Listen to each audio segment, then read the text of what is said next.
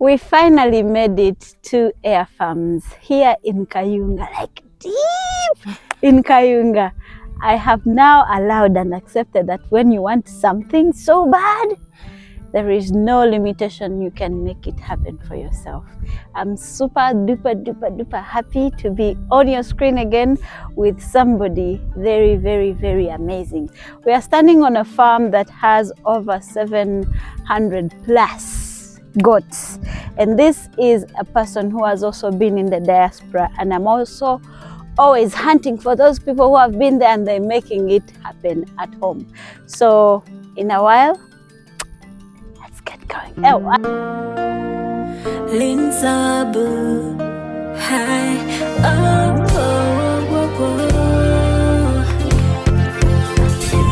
Ta-da!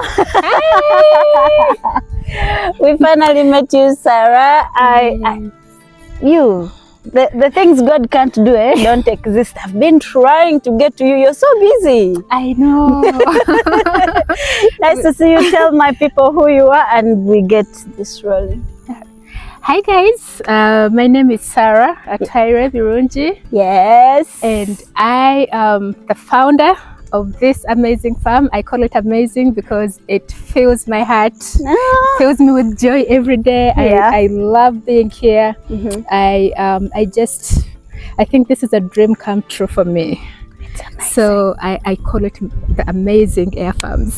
It's so amazing. It's so mind-blowing how much property you have here and how much goats you have. Thank you. I don't know, how long ago did you come to this place? We've been here for about 2.5 years now. 2.5 years? We made 2 years in March. Wow. Yeah. Oh, just wow. Where did you get the inspiration? I've heard you've been in the diaspora before. Just a little bit, think of it. True. Yeah. So I live both in Chicago and here in Uganda. Right. Of course, I was born and raised here. Yes. But how I got the inspiration to start air farms was I was studying for my master's. The master's was in human rights. I focused on food security and poverty reduction. Right. And in a way, my research was on how can improved farming methods contribute towards food security and the reduction of poverty. Right. So during my research, I ended up focusing on a farmer, one of the first farmers that imported boer goats and savannas into Uganda from South Africa. So I did a lot of I really focused my research on that. And he had a program where they were distributing these goats and then educating farmers in the area on how to take advantage of the improved breed. Right. So when I followed those farmers, I realized that their well-being actually was impacted positively. Right. And I did a lot of theoretical research. So I wanted to now come and do the practical part. Right. That's how I started air farms. Guys, I don't understand some of the English, but we keep going. I'm so happy to be here. I can't wait for you to show us around the farm. Sure. Let's go around the farm and check what else you have. Okay, Madam Sarah. So why the name Air Farm? Correct. So air. Yes. If you know, if you can spell the word millionaire, the last four letters are AIRE. Yes. Air. Yeah. So for me, my dream is to see how we can make millions and become millionaires out of farming. Oh my God. That is a very strategic title or strategic name. There's no way God is not going to make you a millionaire. And coincidentally, my name Atwaire also ends in AIRE. Oh, okay. So it did fit. Really? Yeah. What do we have here, guys? I've been telling you, see miracles. So we have different sections. Yes. Here at Air Farms. Yes. This is section B. Okay. These are our males.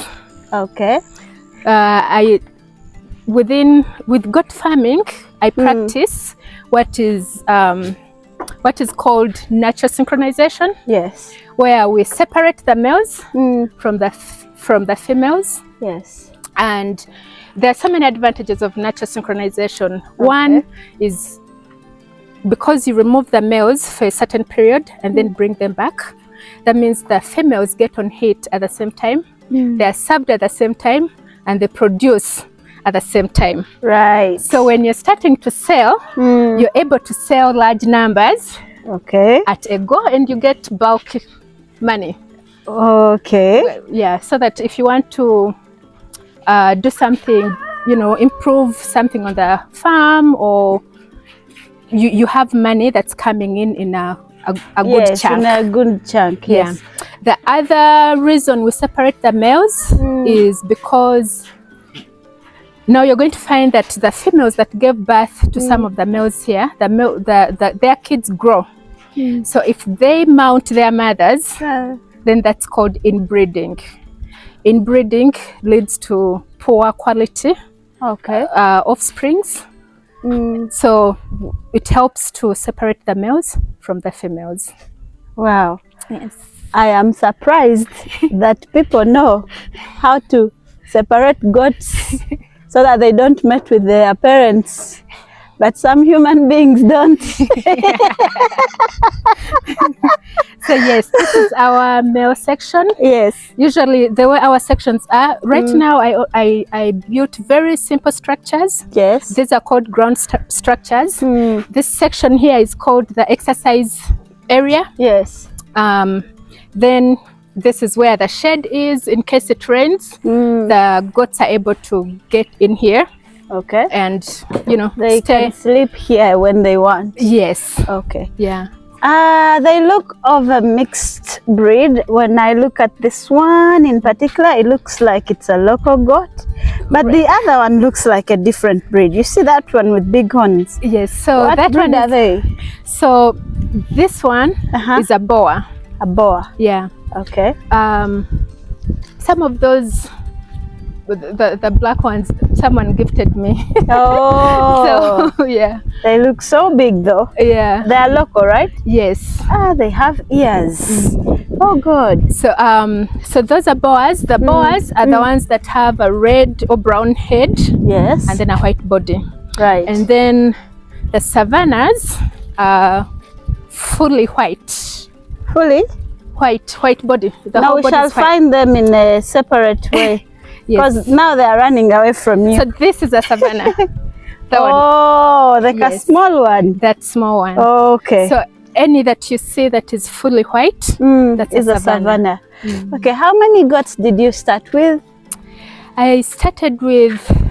I stocked twice. The first stocking was 100, then I added 150, so I would say I started with 250. Oh my goodness, you're not a poor one, you're a billionaire.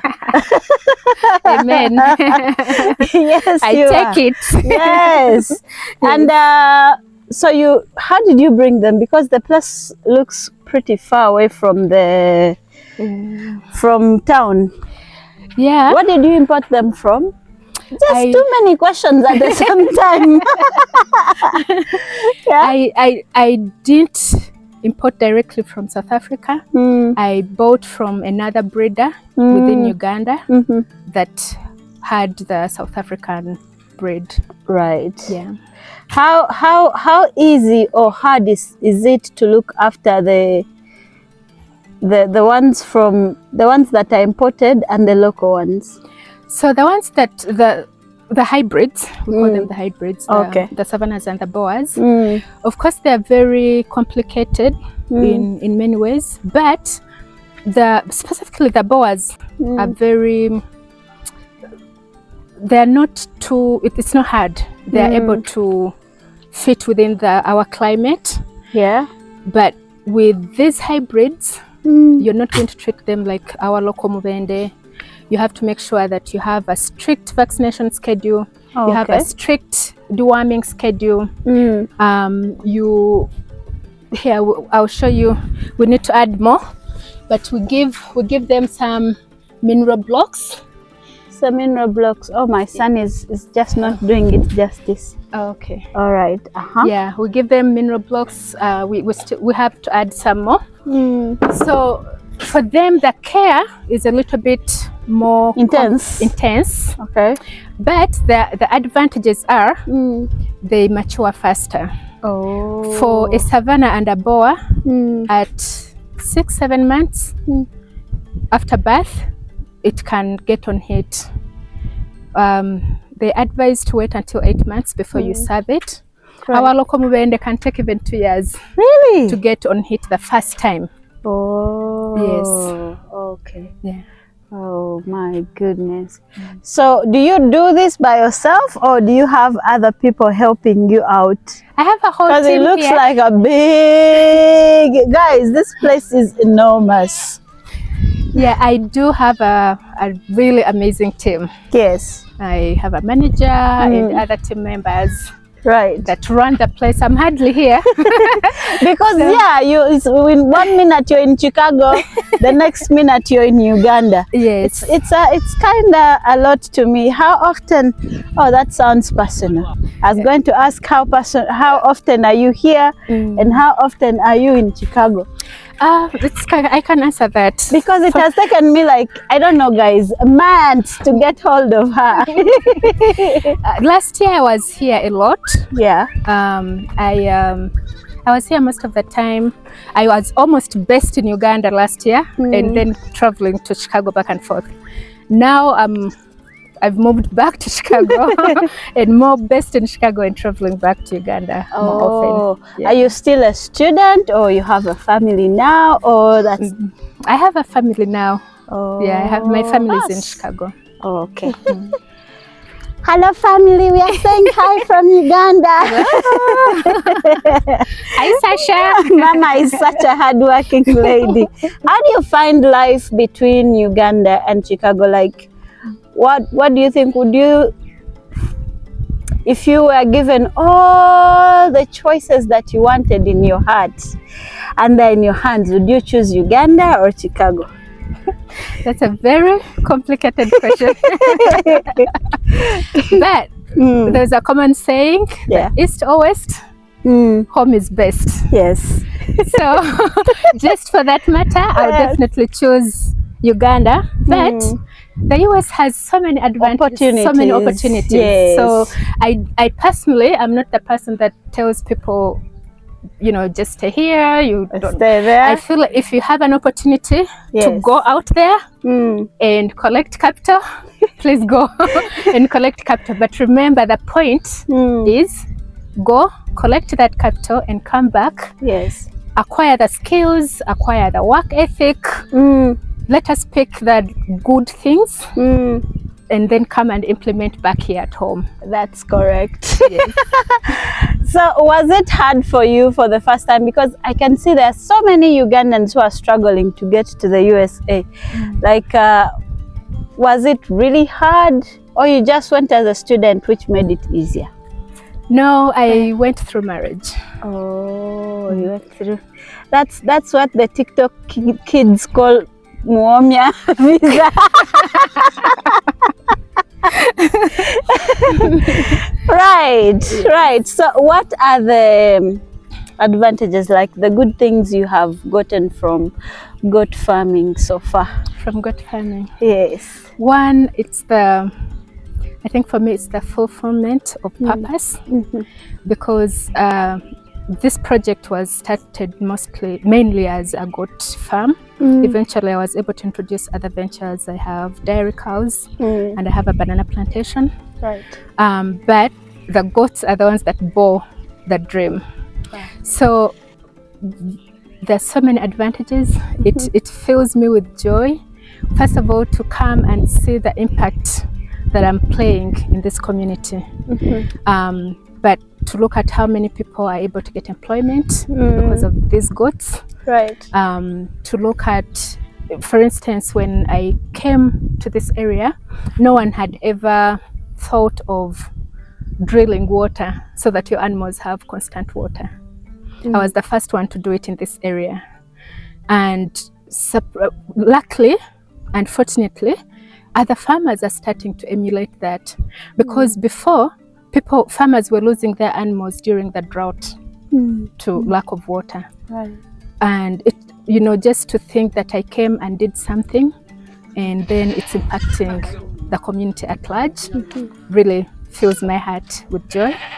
Of course, I've been able to get some material things, because when you're doing business, this is a business at the end of the day. At the end of the day, it's a $1 billion business. Yes. Yes. So at the end of the day, as a business, I've been able to actually grow the farm. I started with 49 acres. 40 what? 49 acres. Okay. Good! I don't even have one like this. She has 49. So I started with 49. Yes.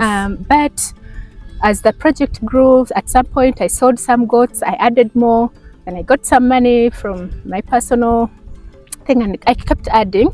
So one thing I can say as a benefit from the goats is I've been able to buy some more land and expand, whereby now we are almost at 120 acres. I can see a solar plant. It looks so far, but I'll try and get a clip for you guys. It's right over there. See that? There's a solar We can walk plant. there. Oh, can we? Sure. Right. How long did it take for you to get all this together? Did you say, okay, I'm going in Uganda 1 month and I'm going to spend a whole month there camping, putting things all together? How long did it take for you to get the solar panel, the water system? So most of I talk about putting systems in place and then identifying resources. Right. As a person that lives in the diaspora, it's hard to spend enough time on ground setting up a project. True. It's really, really hard. So what I did, I spent a lot of time contacting people in different areas, different farmers, different service providers. Yes. And when I came to set up the farm, I think I only came for 2 weeks at that time. You came only for 2 weeks? Yes. Did you stay around here for 2 weeks? I did. I stayed in this area. So I was able to identify the land. I was able to, I paid for the land. At least that was done. Then I paid for my animals and I left before they were even delivered. What? Yes. Your trust, your trust is way above the ceiling. Yes, but God was good. Yes. Because I mean, so much can go wrong. Yes, true. Yeah, but I was lucky that the person I trusted the money with was able to deliver the animals. But it took a lot of research. I don't know how many farmers in Uganda I talked to until I settled with that one. You're actually very lucky. Most people in the diaspora are facing that problem of not having somebody to trust. Yes. Otherwise, they would have so much going on here for them. What do you think would be the best way they would go about, an issue like that? Because they don't trust people. Yes. Yeah, they send money to their families and the families squander them. So what would be the best advice for those people? That is, I tell people that I count myself lucky. But what I know, people are coming up now. There are people who have learned the value of honesty and trustworthiness.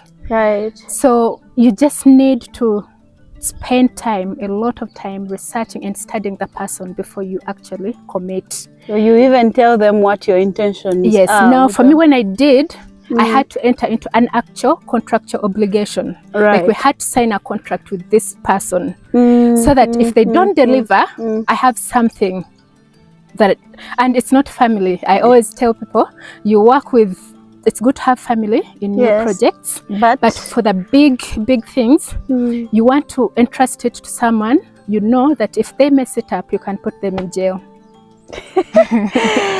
serious matter. Oh, don't joke. They can put you in what? Whereas with family, it becomes very complicated. Yes, true. Yeah. So tell us about this plant. So this is our solar panel and solar system for the water. Okay. This is the well. Oh, you have a well here. Yes. Okay. So this is the borehole, and these are our solar panels that power the machines. The pump. Okay, the pump. Yes. But I started with just the solar panels. In fact, I only started with this one. I started with this little one. The small solar one. Yeah. And then it wasn't very effective. So we added this one, this big one. Yeah. But is this one now effective? So it is effective, but during the rain season, it becomes very cloudy. Yeah. So you find that we are not getting enough direct sun, and that the panels are not they're not charged enough. So what we did is we got batteries. Oh, for the solar. Yes. Right. Yeah, we can watch from here. Yes. So these batteries do charge the solar panel in case. So these batteries are used as a reservoir. All right. So when the sun is shining, it charges the batteries. Right. So that during times when we don't have a good sun to charge the panels, then these are able to pump. Wow. You've thought about it. You see, guys, the importance of education. That's the importance of education, because she has thought about everything and how to solve the problem almost immediately. Yeah? But if you didn't take your children to school, they wouldn't know how to deal with such things. Oh my God. So what are the challenges basically as we move to the next area? What are the challenges of having a farm as big as this? Of course, the challenges are there. One is like any business. Sometimes you find that there's a bit of sluggishness in the management. Yeah. But I've really put a lot of effort on training my team and making them feel like they're part of it. Yeah. I think one of the things that I have done to ensure that my team remains committed at all times, I've sort of given them stakeholdership in the farm. For every year that you stay with Air Farms, you get a goat as a worker. Yes. So most of my guys are very committed because they want to finish that year and get their goat. Yes, so I treat the goats for them, everything. Oh. Yeah. And I'm encouraging them to accumulate as many as they can so that when they leave, they can have their own project.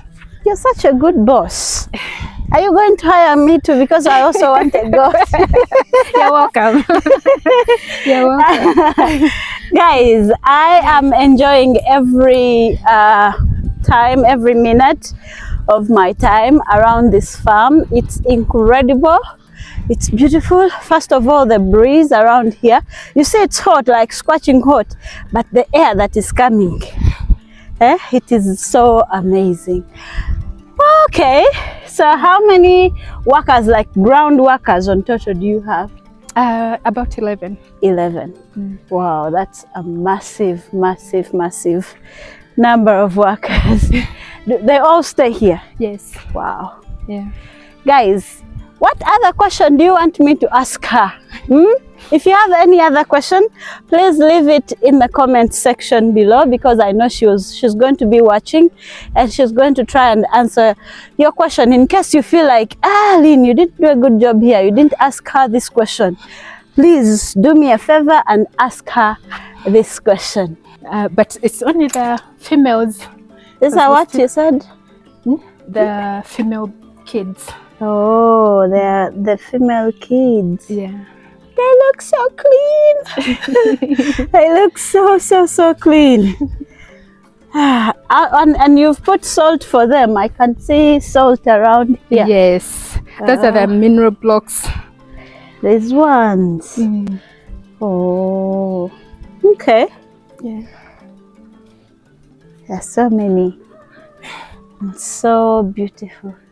I think if I started looking after goats, I would not eat them because now they would look like pets. They would look like pets. Okay, so now that we've made it to the female section, I'd like to know about the feeding. Like, how do you feed these goats? Because there are very many. How do you go about the feeding? For right now, actually, I'm still doing 100% free range. Yes. Where I just set them out. They What? go eat. 700 goats on a free range? Yes. But Hey. like we've talked about the fact that we are trying to prove that improved farming methods can lead towards the eradication of poverty. Yes. And where are we passing? Here? Food security. Here, I want to show you something real quick. Oh, okay. So because of that, now I am starting to improve my farming methods. Okay. And now this is a silo. A silo. So silo. we just made our first silage. What is silage? For a common man like me, what is silage? So silage, you use different feeds, different grasses. Yes. And you bury them. In simple terms. You get different grasses. Yes. For instance, for us, we use sugar napier. Okay. And super napier and sugar graze. Right. That's what we used for. So under normal grazing system, which is called the free range. Yes. For 100 acres. Yeah. The experts say you can have between maybe 1,500 to 2,000 goats. Right. For 100 acres, because they say between 15 to 20 goats per acre. In my opinion, from my small experience so far, I wouldn't recommend more than 15 per acre because then you run into problems of overgrazing. Oh. But now what I'm trying to do is how can I maximize the size of land that I have to have up to maybe 10,000 or 50,000 goats on air farms. Right. Now that's when this is coming in. Oh. So we are planting different types of feeds. Yes. We are making silage. We are going to make hay so that we can supplement and do a semi-intensive grazing system. So now that's why this is coming in, and this is now feeding into our research of improved farming methods and how they can contribute towards wealth, towards food security and poverty reduction. Oh. Yes. Guys, I am learning so much. I don't know if you can still see me because I'm out of words. Everything is exciting me. I'm learning so much already. So I came on a very good day. It's almost time to take them for the evening grazing. Let's see. So this is section A. Okay. This was our very first section. Right. So we keep our females here. All the mothers are kept here. We've just received a lot of little cute babies. I've seen them. So yeah, here is what we have for right now. And we are starting to supplement our animals. So this is alfalfa. So we give them some when they've come back to rest. They can still sort of have a snack. Oh, that's like a snack. Yes, for now it's a snack. I don't want to be a goat in my next life.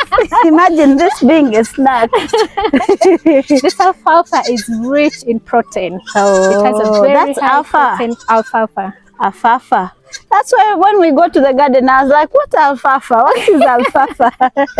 All right, we are going to let these ladies go for the afternoon grazing. Do they go with their babies?